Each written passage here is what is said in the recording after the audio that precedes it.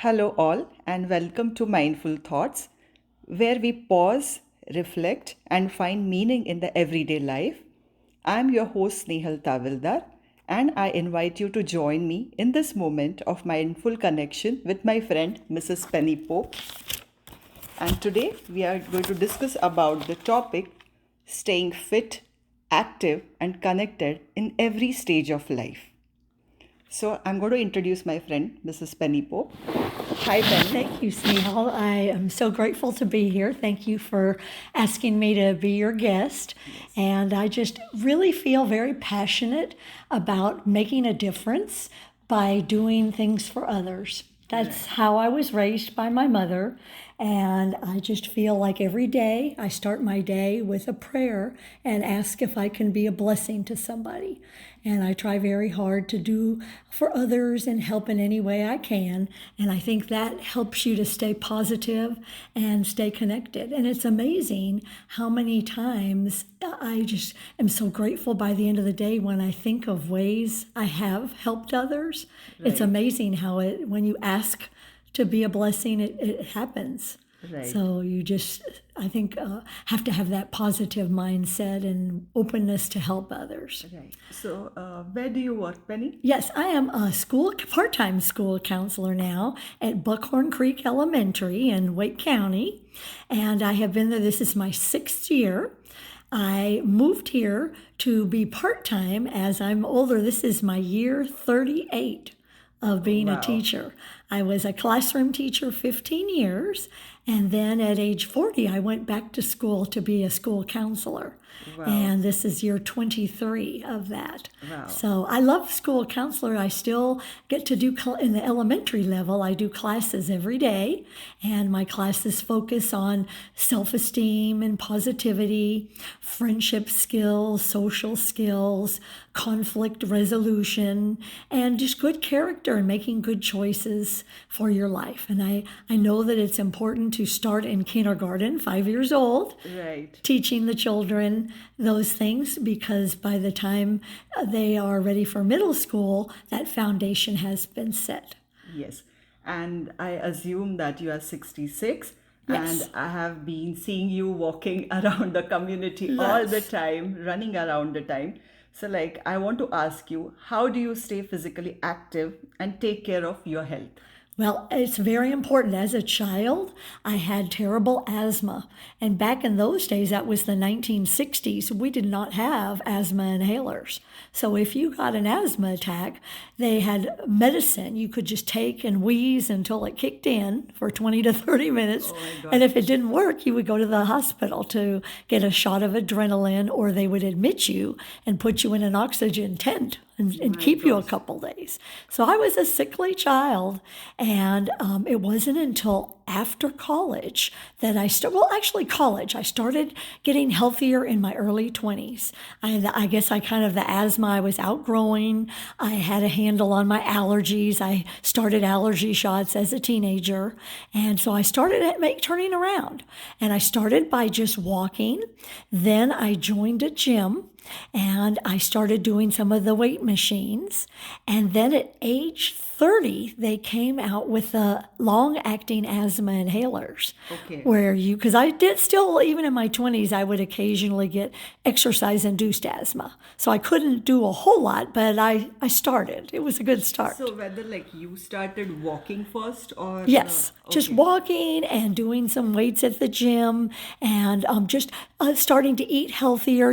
I think mid-20s, I was more aware of, I want to be healthier. Yeah. So eat healthy means what have you started eating healthy? Well, I always try to eat just a lot of fresh fruits, vegetables.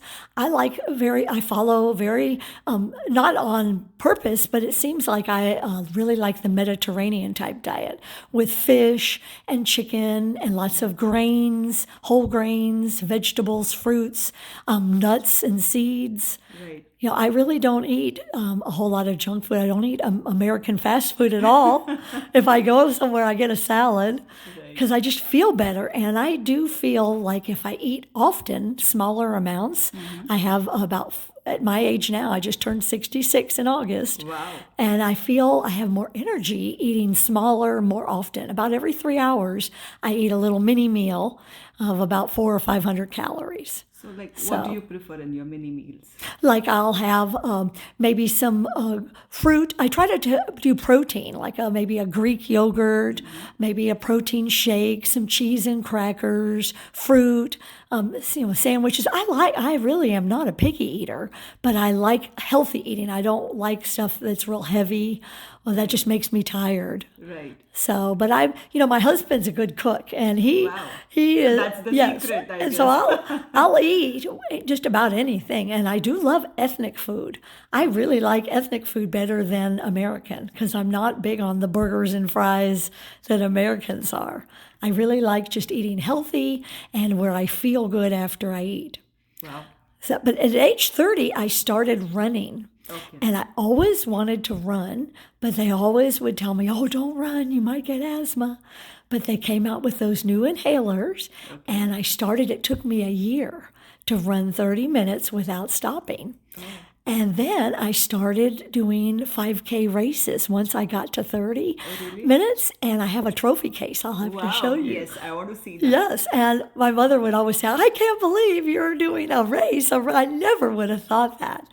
So, And how did you practice your running? Is there any prep for the? And now I had last fall, as you know, I fell into the utility cover and ruptured my Achilles tendon. Oh, no. And I have been running 30 years. And what I have found is good later in life is I cross train. Like one day I will run 30 minutes. One day a bicycle, either at the gym in a spin class or a bicycle around the neighborhood or in the country. Yes. And then the next day it's not my favorite, but weight training is very important as you age because you don't want to lose the muscles, and you do. So I'll go to the YMCA and do some of the machines for my arms and my legs. And then I have a day off, and then I repeat. But every day I walk. Every day I walk my dog, and I've had dogs my whole life, so I probably every day walk, and I don't count it as exercise because my dog stops a lot. It's stop-start. It's more mental health because I enjoy meeting people, walking. Yeah, that's what. There, I guess you do your Yes. social connection. Yes, and it's also relaxing. If ever I'm stressed out, going for a little walk, and I immediately feel better.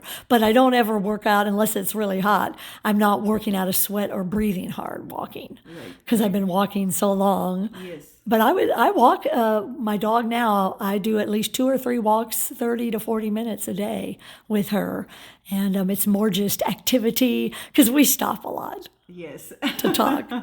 That's true. And I want to ask another question, that how do you maintain your social connection and friendships? Yes. Well, I really feel like my gift is with the children, and I was never able to have children of my own. I was back in the day when I had all the endometriosis. Now they could fix me up, but in the 1980s, Yes, a little it too was soon. tough, yes. Yes. And so I never did have children, but I am so blessed. I think about 38 years as a teacher, and oh my goodness, every year there's always those kids that need that extra love. And I have that to give. And I feel like those children are my friends. They're my kids. Yes. And I really love them. And I would rather spend the afternoon walking around with the children and talking with them. And, I do the kids club here at the Yes, neighborhood I know, yes. because I connect with the kids. And maybe not being a parent, I'm still just an old big kid, I guess. I don't know. But I love that. And then, I find that it's important to talk to everybody Right. and anybody that you know that needs help. And sometimes it's the grumpiest neighbors or the ones that don't talk, maybe are the ones that need a kind deed because they might be the ones that are in need of True. kindness more than anyone. True, true. I believe whatever you're saying, yes. I do too. Yes. And one more question, I want to ask you, how do you pursue your hobbies, your passion, and new learning that brings joy to you? Well, I love learning. I always tell the students it's lifelong.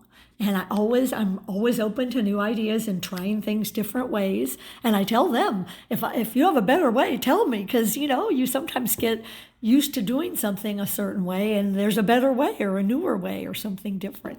You have to be willing to try new things and step out of your comfort zone. This last year, I have been helping out with the Girl Scouts in the neighborhood. So I've met a lot of moms, and that's really nice. And they've asked me to be their guest speaker. Wow. And I know, and that's stepping out of my comfort zone because Yes. I'm very comfortable talking to children, but it's different talking to adults because at church, sometimes I've had to speak and it's harder to your Yes. peers. Yes. So, but I want to be a role model. We have to, try new things and step out of our comfort zone. And any way we can help others, I try to do that. Yes. So That's so just be a nice good of you. neighbor. And, I try hard to keep up with friends. I've lived in several different states and places. And, there's always those friends that you connect with and keep in touch. And so I try really hard to, if it's a letter or a quick email or just I try to visit and keep connected. Right. All of my family is in heaven. So my husband's family is my family now, and he has 7 siblings. Wow. I know his parents are in heaven, but his siblings are all over the country. So that is very nice. And we try to do like get-togethers once a year and reunions and that kind of thing. Right. And one last question I would love to ask you. So, like any learning or any wisdom, like you want to pass on to the younger generation? Always. I'm a big just fan of the golden rule. So simple. Treat others the way you like to be treated. Think about that. We like it when people invite us to do things, so do that. We like it when people forgive us when we make a mistake, so do that. And, we all make mistakes. They're our best lessons. Yes, absolutely. And just be kind because, it's never okay. It's hurtful. We've all had people hurt our feelings and it's just not okay. So if somebody's making you upset, I always say, just maybe take a space and grace break, give them some space and grace and then talk about it because many times it's just communication's the problem. Yes. We misunderstand each Yes. other. And would you like to tell how to stay fit? Yes, you have to. And my mom told me this. She said, "Oh, honey, wait till the 70s." So, see, that's getting pretty close to me now. She said she really noticed a difference at 70 and her 70. She lived to 81. She was always very active. And she said, just keep doing, even if it takes you all day to do something, you keep active, you keep on it. And what I have found, I was lucky enough to get my fitness level at 30 and I've not stopped. And I make it like an appointment.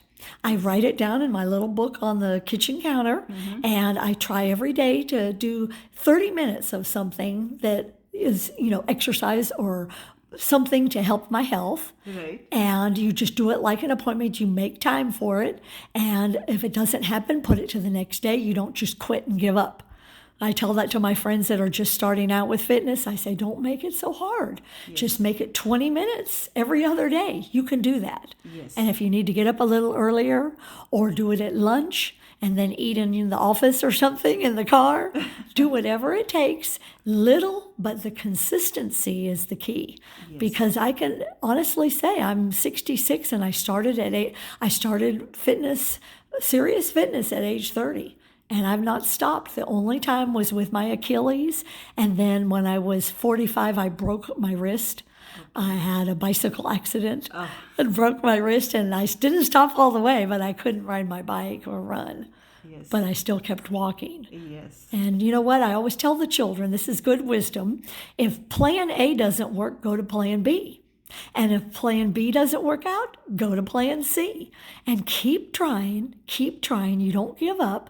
And even if you go to plan Z, you keep trying. Yes. And then I had a student, well, what if Z doesn't work? And I said, then start over and go backwards.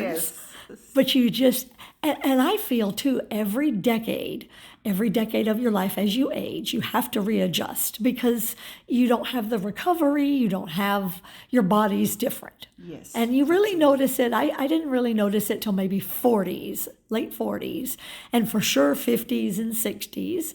And so, I would say every decade or maybe even ever more often as you age, you just make little changes, little tweaks. Like instead of bicycling outside now, I'm doing more in the gym with the spin class and the stationary, just because I feel safer. Because, as you're older, your reflexes aren't as good. And maybe you're, So like you always age. keep the safe practice. Oh, If you're yes. safe, if you are safe walking, you Yes. practice that. And then certainly in the last decade, I have found that doing something different every day, not just the same exercise every day, Keep changing. mix it up Yes. because your muscles then it's better. Yes. It's not the same thing that you get used to, and it keeps you more fit. Yes. So, but I do think that's the plan. You just, and then my mom said, even if you're so tired and you can only walk one lap in the neighborhood, then walk one lap in the neighborhood. True. It's better than none. Yes. Yes. Whatever you can do, just little bits here and there. And even little things add up, like parking farther away in the parking lot, using stairs instead of an elevator, little things. Little things. To The just small things like be active. Yes, be active. So Yes. you're such a wise person, Penny. Oh. And thank you for your wisdom and really like Thank you. this learning. If you pass it on to the younger generation, it would be really nice. And thank you so much. And we'll keep watching you in the community while walking, running, and you. with your dog, Fancy Nancy. Thank you so much. And thank you for having me. Thank you for talking Thank you. with me today. Thank you. Yeah. Glad to Bye. help. Have a great day. You too. Yeah.